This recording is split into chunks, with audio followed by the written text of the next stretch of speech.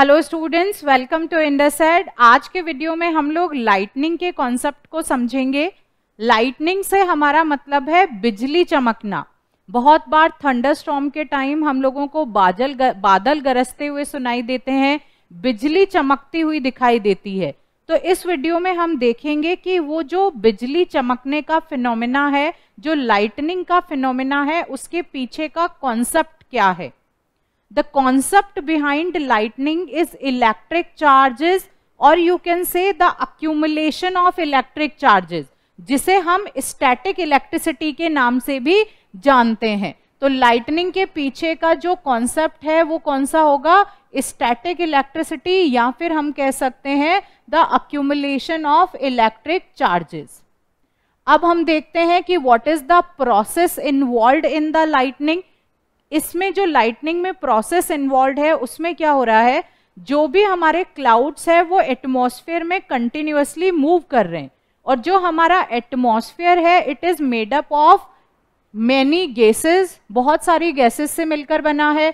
इसमें कुछ water molecules भी प्रेजेंट हो सकते हैं, यहाँ पे कुछ डस्ट पार्टिकल्स हो सकते हैं, pollen grains can be there, कुछ पॉल्यूटेंट्स भी वहाँ पे प्रेजेंट हो सकते हैं।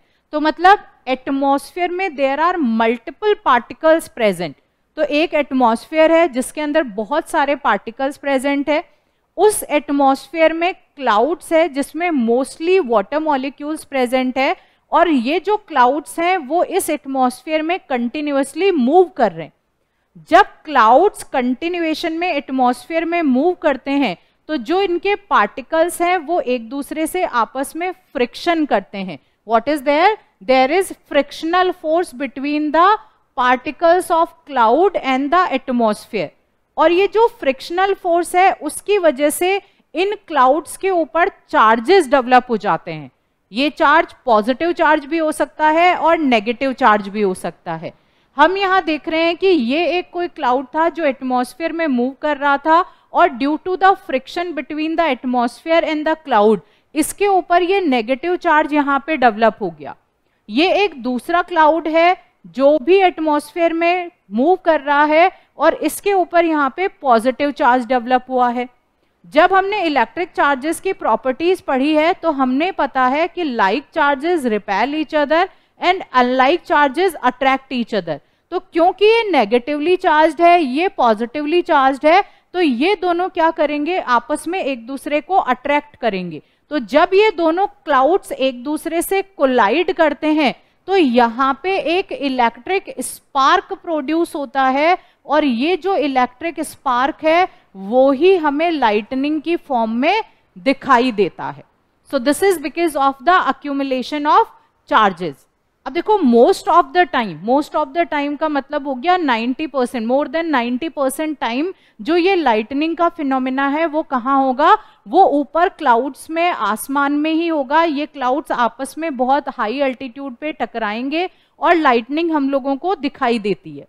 लेकिन बहुत बार हम ऐसा सुनते हैं कि बिजली गिर गई और उसकी वजह से कुछ बिल्डिंग्स डैमेज हो गई, कोई पेड़ था वो जल गया, या फिर किसी की डेथ हो गई। हम इस तरह की बातें भी सुनते हैं।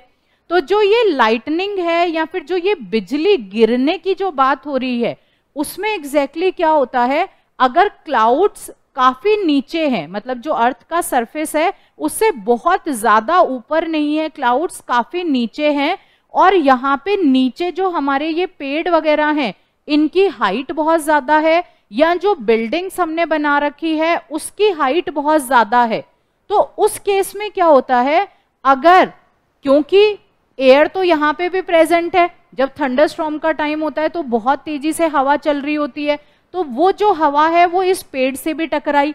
जब इस पेड़ से टकराई तो यहाँ पे भी ड्यू टू द फ्रिक्शन इस पेड़ के ऊपर पॉजिटिव चार्जेस डेवलप हो गए। अब क्योंकि यहाँ इस क्लाउड में नेगेटिव चार्ज है, इस पेड़ के ऊपर पॉजिटिव चार्ज है, तो ये क्या करेंगे, ये दोनों आपस में एक दूसरे को अट्रैक्ट करेंगे। पॉजिटिव चार्ज नेगेटिव चार्ज को अट्रैक्ट करेगा, और कई बार क्या होता है, ये चार्जेस यहाँ पे ऐसे फ्लो होना स्टार्ट हो जाते हैं, और उस फ्लो की वजह से यहाँ पे ये जो इलेक्ट्रिक स्पार्क है वो प्रोड्यूस होता है, और उसकी वजह से यहाँ पे जो ये पेड़ है या जो भी ये बिल्डिंग है उसके डैमेज होने के चांसेस है, क्योंकि इतना ज्यादा इलेक्ट्रिक स्पार्क यहाँ पे क्रिएट होगा इतनी ज्यादा लाइटनिंग यहाँ पे क्रिएट होगी तो वो इस चीज को जला देती है। अगर हम बिल्डिंग्स की बात करें, हो सकता है यहाँ पे नेगेटिव चार्ज डेवलप हो गया हो, यहाँ पे ये पॉजिटिव चार्ज वाला क्लाउड इसके कांटेक्ट में आए और दोनों आपस में एक दूसरे से यहाँ पे कांटेक्ट में आके यहाँ पे भी लाइटनिंग का फिनोमेना हो सकता है। लेकिन क्या हमारे पास कोई ऐसा उपाय है जिससे हम ये जो लाइटनिंग है इससे बच सकते हैं? तो जी हाँ, हमारे पास बहुत सारे इस तरह के उपाय हैं जिससे हम लाइटनिंग से बच सकते हैं। एक जो हमारे पास में यहाँ पे मेथड है लाइटनिंग से बचने का, that is by using the lightning conductor.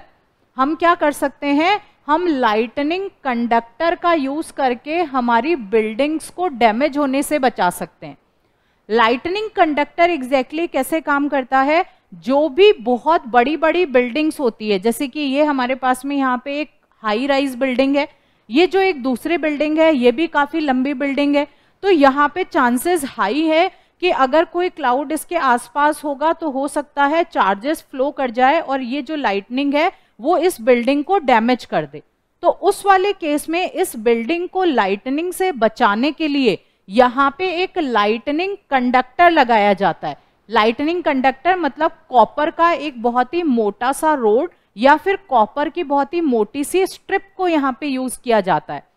क्योंकि ये कंडक्टर है, ये किसी मेटल से बना हुआ है, तो ये क्या करेगा, ये उन चार्जेस को कंडक्ट करके फ्लो करवाने में हेल्प करेगा। तो इन केस अगर यहाँ पे कोई क्लाउड आता है जिसके ऊपर चार्जेस का अक्यूमुलेशन है और वो इस कंडक्टर के कांटेक्ट में आएंगे तो सारा का सारा चार्ज क्या होगा, इस कंडक्टर के थ्रू फ्लो होके, ये वायर इस तरह से यहाँ पे नीचे आ रहा है, ये यहाँ पे कहाँ पे है, ये यहाँ पे अर्थिंग हो रखी है। अर्थिंग या फिर हम कह सकते हैं हमने क्या कर रखा है, इसको ग्राउंड कर रखा है। तो जो भी चार्ज उस क्लाउड के ऊपर था वो सारा का सारा चार्ज इस लाइटनिंग कंडक्टर के थ्रू यहाँ पे नीचे अर्थ में आ गया, पूरा का पूरा जो चार्ज था वो ग्राउंड हो गया। And this is how we can save the high rise buildings. तो जितनी भी बिल्डिंग्स होती हैं उन पे मोस्टली ये लाइटनिंग रोड या फिर लाइटनिंग कंडक्टर यूज किया जाता है, उनको लाइटनिंग से प्रिवेंट करने के लिए। Thank you.